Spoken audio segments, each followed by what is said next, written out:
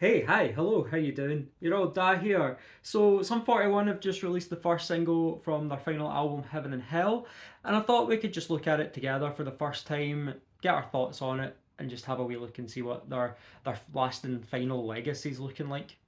I still remember the first time seeing Fat Lip on MTV2 at my granny's bit after high school and just being obsessed with it. I was big into my Tony Hawk and all the skateboarding culture. I loved Blink 182 and just seeing that kind of aesthetic with a more metal edge. It kind of felt that Sum 41 were the band that everyone in alternative music could agree on at that time. So all your pop punk kids, your metalheads, everyone sort of agreed on Sum 41.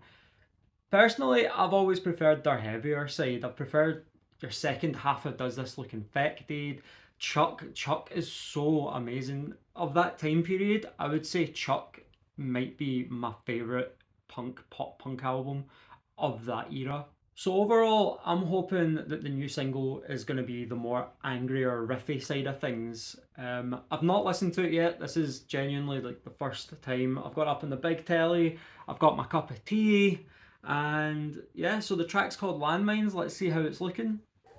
So far, skateboarding, very posy. Got my skateboard. That leopard print shirt is sick. I got a wee leopard shirt aesthetic on the go.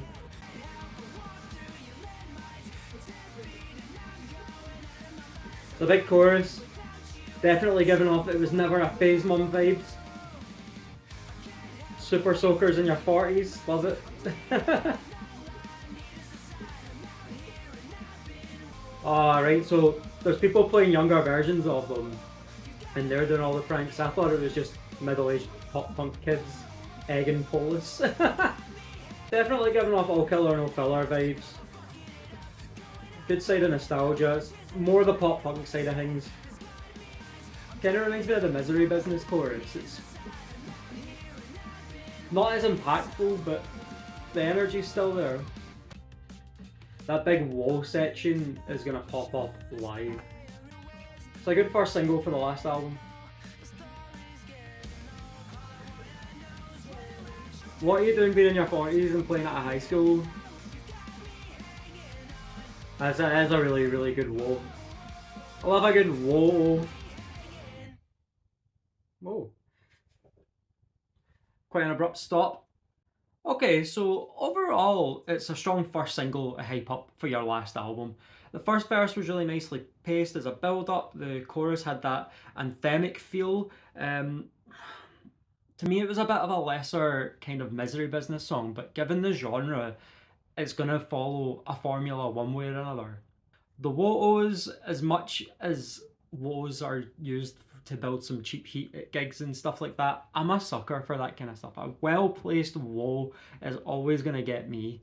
Once I give it a few plays, I feel like it's going to be playlist worthy. It's a shame that they've released this song at the end of summer, because if it had been released a few months ago, I don't know where everywhere else in the world was like, but the last few months in Scotland it's been really sunny. So to have a nice high energy vibe song like this would have been perfect for the months ahead. It would have been a strong festival tune, but you know what? There's always next year. We don't know what they're doing on their tour next year. They could be playing things like Slam Dunk. They could be playing whatever festival there is now in America for pop punk when we were young. In contrast, if you're going to compare it to your Fat Lips, your In Too Deeps, We're All to Blame, Still Waiting, of course it's not going to hold up in high regard.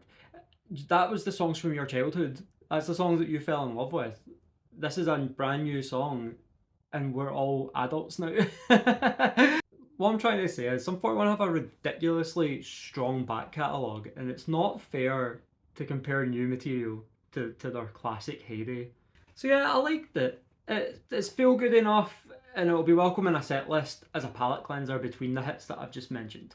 The next world tour is a farewell tour. I don't know exactly how much of a farewell tour it's going to be, if it's one of those farewell tours or they might come back for one-offs. But I'd like to see this in a set. It's a double album that they're putting out. There's going to be a lot of material, so to have this one track is out of probably about 25, 26 songs. It's not an overall perspective. There's going to be some still waitings. There's going to be some We're All to Blames. There's going to be more poppy sides. I think what they've said that they're going to do is one side's pop punk and one side's the heavier side. So we're going to get the best of both worlds. There'll probably be a second single coming soon where we get to hear the heavy stuff. I thought the video itself was endearing.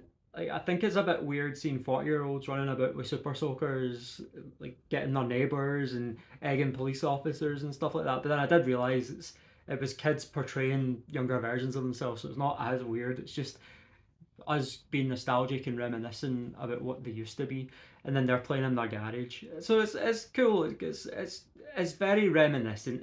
It makes you feel back to when you were younger, and I like that. I like the nostalgic side of things. Pop punk as a whole is probably the first genre truly that people have grown up with, become adults, and then their kids have fully gotten into. Like obviously like there's like rock fans that got into the eras before them, but like for a full like subculture and scene, like we're now seeing like teenagers like e-boys and e-girls are just emo 2.0. So it's strange to see that it's just evolved similarly instead of like having punks and new waves and then grunge, like it just being a big stark contrast. We're just seeing pop punk and then a lot of pop punk offsprings. So what did you think? Chuck me a wee comment down below. Don't forget to like, share, and subscribe. And I'll be doing a full singles roundup on Sunday of more songs. I'm your old dad, and sadly, this was my childhood.